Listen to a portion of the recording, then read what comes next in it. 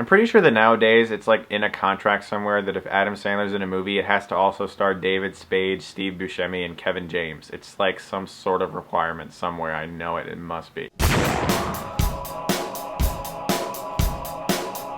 Hotel Transylvania is not a film I was looking forward to. It looks so generic to me. Lately, anymore, when Adam Sandler is attached to something, it's not good anymore, which is unfortunate because I've always liked him. This is an animated 3D tale for the family. It's about Count Dracula. He starts Hotel Transylvania. It's a place where monsters can go and have sanctuary, away from humans who are the villains. Because humans, throughout history, have always burned monsters and used pitchforks and killed them, and so humans are actually the villains. Now his young daughter, Mavis, voiced by Selena Gomez, she wants to go out and find the humans. She wants to go out and see what everything's like. It's her 118th birthday. That's all she wants to do. Now just by random chance, a backpacking kid who was mountain climbing, a human, stumbles across this hotel and goes inside. Count Dracula realizes he's a human before anyone else does, and he has to try to keep him away from everyone and make him look like a monster so no one is, frightened by him. And of course, little Mavis falls for the human. Now, like I said, I had no expectations for this movie at all, and I really wasn't even I was just like, whatever. This movie actually was freaking hilarious. I laughed quite often in this movie. I couldn't believe it. And you want to know what the biggest surprise of this movie was for me, besides the fact that I actually really enjoyed it? This movie is directed by Genndy Tartakovsky,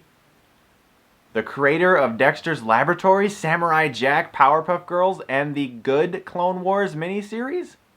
How did I not know that?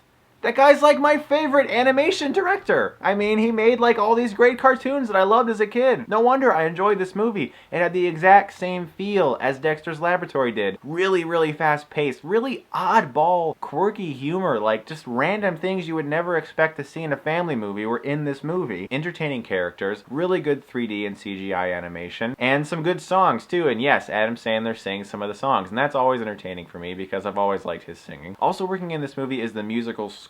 Now, it's one of those great musical scores like Looney Tunes where the music matches everything perfectly that happens. Really, really loud score, kind of like in Space Jam, every time someone turns around there's like a it's one of those really loud and intense scores for kids movies that is purposely meant to propel the story along really well, and I really enjoyed it. The voice acting across the board is really good, but I was really surprised how good Adam Sandler was as Count Dracula because I've never really seen him do too much voice acting. I didn't see 8 Crazy Nights. Steve Buscemi especially was one of my favorite characters. He plays a werewolf with 800 children. But the best part of this movie is that it has an entire scene dedicated to ripping Twilight.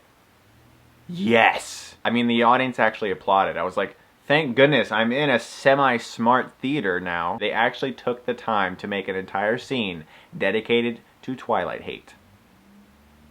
Thank you. My only problems really with the movie is it's not a film with loads and loads of emotional substance. It has the requirements, it has what you need. It's got the meat of emotion in it. It's not like, Toy Story or something where you're just gonna be like, oh my god, I hope everything's okay. It's just a really fast-paced and fun movie. I really enjoyed the film. I'm gonna give it a B+.